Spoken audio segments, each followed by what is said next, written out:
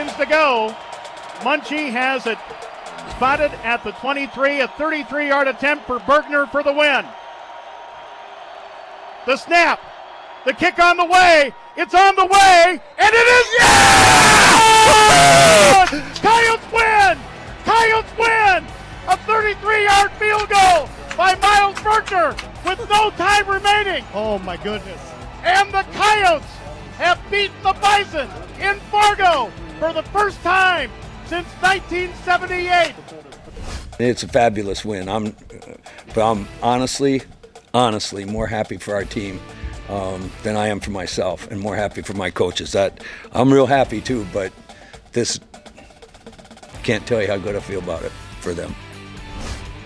South Dakota scores the upset of the year in FCS football, taking down the four-time defending national champs in dramatic fashion. How's everybody doing? I'm Jay Elsen, and this is Coyote Corner.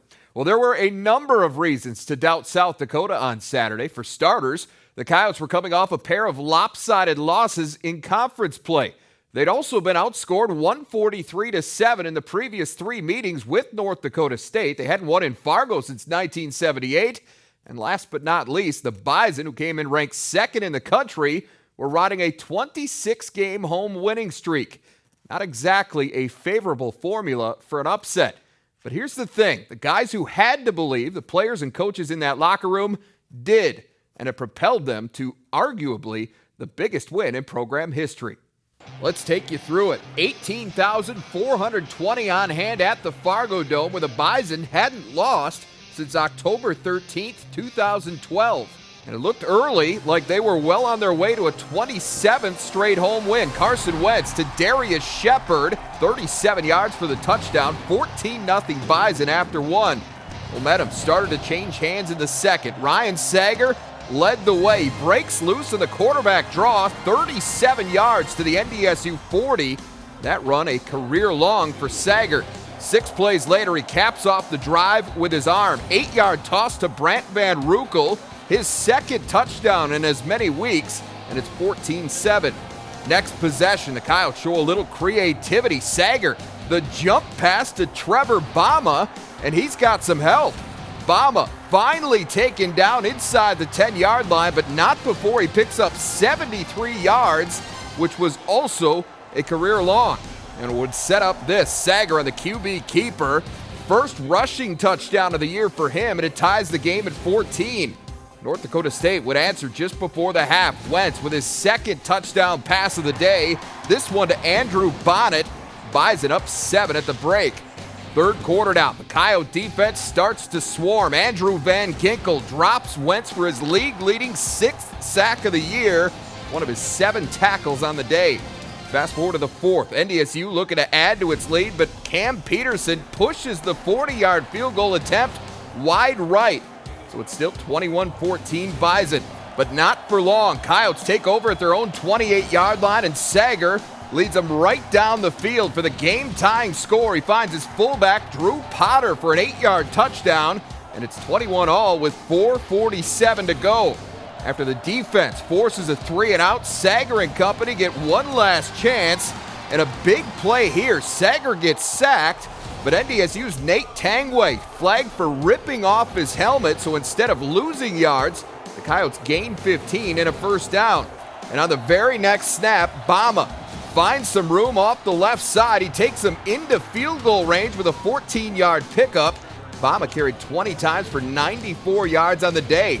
The Yotes would move it a little closer to set up Miles Bergner for a 33-yard field goal attempt.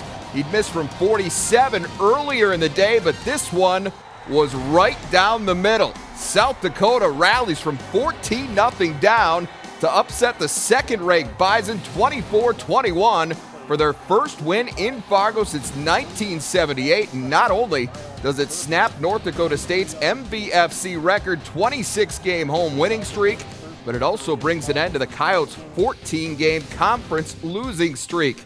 Ryan Sager was outstanding, accounting for 292 yards of total offense and all 3 touchdowns, an effort that would earn him the nod as the Valley's Offensive Player of the Week. Bergner is the Special Teams Player of the Week after hitting the game winner, but also in part for averaging a career-best 49 yards on 4 punts, but as great as those individual efforts were, this one was all about the team. That's a program-changing win for those guys, and we allowed it to happen in our place, and I credit Coach Glen. Well, what a magnificent job! Their players played their tails off. They beat us. Bottom line. We just said going into the game, let's just go have fun. Honestly, that's what everyone was saying in the locker room, and the thing that coaches stressed was getting the game into the fourth quarter and then just seeing what happened. And that's exactly what we did. It's just everybody executing, doing their job, each individual person on the field doing their job and executing it to the best of their ability. That's really what it came down to. And it's a game of momentum. We had the momentum and we kept it, and that was important to do. I don't think we won this game today. We won on Monday, Tuesday, Wednesday, Thursday, Friday, all the days leading up to this game. We knew in our hearts all week that we were going to come in and play as hard as we could and live with the results. It's huge. I don't know if you can say anything else about it. But we're going to be hungry for more, and we'll celebrate tonight and enjoy the moment. But it's back to work next week for sure. All right, stay tuned. We've shown you the highlights. Now it's time to relive the win over the Bison through the eyes of the head coach. Joe Glen joins us next. Coyote Corner on Midco Sports Network is presented by Dakota Land Honda. And welcome back to Coyote Corner. Jay Elsen joined now down at the Dakota Dome by head coach of the Coyotes, Joe Glen. And Joe, here we are, a couple days removed from what was a pretty special day for your football program on Saturday. Has it sunk in yet what you guys were able to accomplish in Fargo? Well, I think it has sunk in and gone. You got to move on to the next one, but we do all these things on Monday, and so we get to go back through it a little bit, and I don't mind it. I bet you don't. Let's take a look at how this all played out on Saturday. You were down at 14-0 at the end of the first quarter. Instead, you go into halftime. It's 21-14. What was the message that you sent to the guys at the half? Believe. This is not an accident. They're playing well. Our kids playing well. We got into it. It was sad we gave up that touchdown right at the end of the half, but we knew we could play with them. I think that was the feeling. And just believe in what you're doing, believe in your coaches, and let's see if we can just hang with these guys and pull it out. Well, it certainly looked like the defense believed. They forced a 3-and-out out of the halftime. And I thought that really set the tone for the rest of the game for them and for the whole team, really. They never let the Bison get into any kind of rhythm offensively, Joe. And a big part of that was their play on third down. NDSU 5 of 8 on third down in the first half, just 2 of 7 the rest of the way. How were you able to keep that high-powered offense in check? Well, we had the ball a lot in the second half. That helps when your defense is on the pine, and that helped. But our defense just came out determined. We tackled. We were lower in the front, didn't get pushed off the ball. We held up in the pass. We had some really good individual plays by nearly everybody in the secondary. So it was a team effort. It sure was. And all throughout the game, I thought Miles Bergner had a good night punting the football. I think he averaged 49 yards a punt. Helped change field position the second half. Sure. No, everybody chipped in and did their part, offense, defense, and special teams. The defense doing what they did bought the offense some time. I mean, you're still down 21-14 going into the fourth quarter and early into that final frame. Ryan Sager, though, leads the team on a 15-play drive that ultimately ends in the game-tying touchdown with 4:47 to go. Sager converted on 3 third downs on the way to the end zone. How about the poise of your quarterback? Yeah, he was the difference maker in this game. He really did a great job. Led the team, as a leader. You could see he was the guy out in front of us. And I thought Wesley Boucharner called a great game. I thought Jason Petrino called a great game. We ran some quarterback runs that were very, very successful in short yardage situations, and Ryan executed to perfection. So we saw it 21-21 at that point, but we'd seen NDSU be in this position before, including their previous game against UNI, where they'd been able to march down the field late and get a score to pull out a win. Well, they had plenty of time to make something happen, but instead your defense steps up, forces its 5th 3-and-out of the day. So the offense gets it back with a chance to go down, win the game. They started at their own 29 with 3:20 on the clock, and they march it right down the field. They put up Miles Bergner in position to kick a 33-yard field goal to win it, and he hits the big one. Now, Miles has had his struggles this season, I know, but you had to feel awfully good for him to step up in that situation and convert. Yeah, Miles, pressure guy, and I knew he'd make it. There's something in me. I work with him every day. I chart him. I don't really coach kickers. I chart them. I time them. I make sure that they're there on time. I think it's like shooting free throws. The more you kick, the more you shoot, the better you get. And I just had my money on Miles. I knew he'd make the kick. So he hits the kick. Pandemonium ensues. Can you describe the emotions that you and your team were feeling at that particular time? I kind of laugh a little bit. We took time out with 3 seconds. I was hoping that was enough time. They couldn't come back on us. I watched them come back on about everybody. And but anyway, yeah, it was just a Kodak moment for the Coyotes. I think they had 26 in a row at home, 4 years. But, somebody had to do it. The time had come. We were close. We played, I thought, brilliant football. When it was over, I was kind of numb. It was a great finish, though. I was real happy for our coaches and our kids.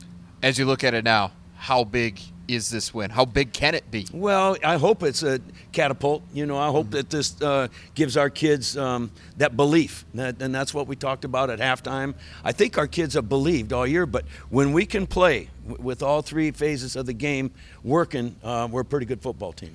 I hate to end this thing on a bad note after everything that went on Saturday, but you did get some bad news concerning one of your captains. Trevor Bama left the game on the final drive after he picked up a first down for you. I saw him leave the field kind of flexing that hand, that arm that's been bothering him since last year, and it sounds like that's not real good news. No, I think Trevor's done for the season. He rebroke his right arm where it had been pinned and plated, and he will have to have surgery today or tomorrow, I think, if the swelling has gone down. And too bad for Trevor, man. That guy, he's got a heart of gold. He's our heartbeat. So we'll have to just move forward. Without him, the next guy's got to come up to bat and get a hit. A huge day for him, too, so especially sad news for him. Let's cheer it back up, though, Joe. Sam McLaren, I know, with what happened to him against Western Illinois, he was not with you on the trip, but I understand you involved him at the end of the game. You guys gave him a phone call from the locker room. Could you just tell us about that? Well, yeah, and even before the game, we know that every play could be your last, and it was for Sam, and it was a dedication to him. We all knew what we were doing. I mean, we knew how bad Sam feels and couldn't be there, and we wanted to win this game in a million different ways, but certainly for Sam, and the kids came through. All right, Joe. Well, thanks so much for your time. Congrats on the big win. We are going to hear more from Coach Glenn coming up in a bit, but first, Andre Fields gets his chance to weigh in on the win over North Dakota State. We're going to cover Saturday's storylines next. Coyote Corner on Midco Sports Network is presented by Dakota Land Honda. So many great things to talk about after this one, and here to help us close the book on the Coyotes' win over North Dakota State is our own Andre Fields. It's time for Saturday's storylines, and we're going to take them in order this week. After falling behind 14-0, the Coyotes got back in the game with that big second quarter, Andre, and what made it all the more impressive was the fact that NDSU had totally dominated that stanza all season. Bison had outscored their opponents 84-18 in that frame, and while they did get into the end zone just before the half to take a 21-14 lead into the break, the dynamic of the game had completely changed by that point. Yeah, I think what changed was the confidence of both squads. NDSU went into the half thinking, okay, now we're going to start rolling. We got that score there. USD went into the half saying, hey, we're right in this game. We're in this. We're going to come out and we're going to stop them and get the ball back and see what we can do. I think the confidence was the biggest thing that changed, and obviously it changed in a positive for USD. All right, well, the Coyote defense bounced back in a big way after that disappointing effort at Western Illinois the week before. You throw out that opening quarter in Fargo, Andre, and this was about as good as we've seen that defense in quite some time. They were especially good in that second half. They held Carson Wentz and the Bison to 91 yards of total offense over the final 2 quarters, and more importantly, they kept them off the scoreboard. Yeah, and I think that's huge going forward because, hey, last week, kind of an abomination. We kind of thought, well, what kind of defense is this? Is this the team from the first 4 weeks, or is this the team against Western Illinois? They showed in the second half. This is that team from the first 4 weeks. The 4-3 is really rolling right now. Yeah, it is. Well, Ryan Sager talked a lot last week about his team needing to learn to feed off of each other, while the quarterback certainly did his part down the stretch. He fed off that defense, showed incredible poise, in leading the team to 10 points over the final 12 minutes of the game. Yeah, he showed incredible poise, as you said. He made the right decision almost every time, all night long. And when that happens and you got guys flying around making their jobs easier, that's when you have points on offense. And they rolled the ball when they needed to. They got the first downs when they needed to. And Ryan was the catalyst of that offense. He really, really stepped up. He stepped up, and I think he grew up as a quarterback just with that effort all day. I know Chris Kleiman, the head coach at NDSU, was very impressed with the way he managed that game and the way he led that team in the win. All right, now finally, Miles Bergner has struggled in the field goal department this season. Granted, most of his misses have been from 40 yards plus, but that's a position, as you know, that's measured in makes. And Miles had made just 4 of his first 11 attempts on the year, which included that 47-yard miss earlier in the game. But none of it matters now because he hit the big one. And here's what Miles had to say about that after the ball game. I was in the mindset that it's time to just give it all and do it for everybody else, not for any myself or anybody that cares about me, but everybody. Just my dad, my family here, my teammates and my coaches, and you know how to put the ball through. Now, kicking is such a mental thing, Andre, and this is the type of kick that could completely turn Miles' season around. Yeah, absolutely. Well, it could completely turn the whole team's season around. And Miles, you know, we have so much faith in his ability that the 4 of 11 was kind of an abomination, but we knew stepping into this one, if he got this through the uprights, hey, this is the type of thing that he could go on from now on and not miss a kick. So you never know. And it's never been a question about leg power. He's got plenty absolutely. of leg. It's just been putting it between the uprights here and there that he missed. Remember, last year he only missed 1 kick all of last season. And we got spoiled because we did. And so it was a little more surprising to see him struggle that way. But you're right. Hopefully this is the one that gets it turned around, gets him back on track for the rest of the season. Well, the goal now for Miles and for this football team is to keep that momentum rolling forward. The Coyotes are going to get their chance Saturday against Missouri State. We'll preview the battle with the Bears next. Coyote Corner on Midco Sports Network is presented by Dakota Land Honda. Well, the win over North Dakota State is certainly on the short list of biggest wins in program history for the Coyotes, but Joe Glenn admits it would definitely lose some of its luster if they're unable to build on it this week against Missouri State. This got to be a springboard for us to believe. We've got to show up and get after it and do what we do best and get after it from the opening round and put it on them as hard as we can. We cannot take anybody light. We played a heck of a game. Now we got to continue to play like that and keep going forward and get some W's. The Coyotes will be favored in a league game for the first time in quite some time Saturday. The Bears, who are in full-on rebuilding mode under first-year head coach Dave Steckel, have struggled mightily in 2015. That's especially true on the defensive side of the football, where they're giving up an average of more than 50 points and 550 yards per game. I think folks have been a little bit taken aback by the yardage and the points that the Bears defense have given up. But it's all part of the process, and Steck is just resolutely staying the course, and he promises long-term gain, but it's been a little bit of short-term pain. South Dakota 1-2 all-time against Missouri State, with that one win coming at the Dakota Dome in 2013. They'll look to even up the series on Saturday afternoon in a game you'll be able to see live right here on Midco Sports Network, Midco SN2 to be exact. So check your local listings for channel information. Andre Fields and I have the call for you with coverage kicking off at 2 p.m. Well, hoop season is right around the corner, and the Coyotes now know how their peers think they'll stack up against the rest of the Summit League. We'll take a closer look at those preseason expectations after this. Coyote Corner on Midco Sports Network is presented by Dakota Land Honda. And welcome back. Well, the calendar still says October. Make no mistake, another college basketball season is not far away. The Coyote men and women begin play in a little over 3 weeks. And we now know where the Summit League's coaches, SIDs, and media feel they'll finish after last week's release of the conference's preseason polls. Coming off their first Summit League regular season championship, the USD women were picked second behind reigning conference tournament winner South Dakota State, though the margin could not have been much slimmer. Amy Williams' Coyotes were edged by the Jackrabbits for the number 1 spot by only 6 total points and 2 first-place votes. We feel really honored that the coaches in our league and the people that kind of know about what the Summit League is all about would think so highly of us to put us up there in the top 2. But the truth is we put way more weight on where we end in that final poll than we do any of this preseason stuff. Now, a big reason the league expects more of the same from South Dakota is the return of 3-time All-Conference guard Nicole Seekamp, who was granted a 4th year of eligibility by the NCAA this past spring and enters this winter as the league's preseason player of the year. I think she has some high expectations with this preseason player of the year pick, but she expects big things out of herself, and that's really why she's really excited to come back for a final 4th year. Seekamp was joined by fellow seniors Ty Heemiller and Margaret McLeod on the preseason All-Conference team. On the men's side, Craig Smith and the Coyotes were picked to finish 5th after reaching the Summit League Tournament semifinals last March. Yet despite moving up 3 spots from last year's preseason ranking, this USD team is anything but content. Our goal is every year to be at the top. And so when you're picked smack dab in the middle, we're not where we need to be yet. Just continue talking about getting better and what's our culture and building on that every single day.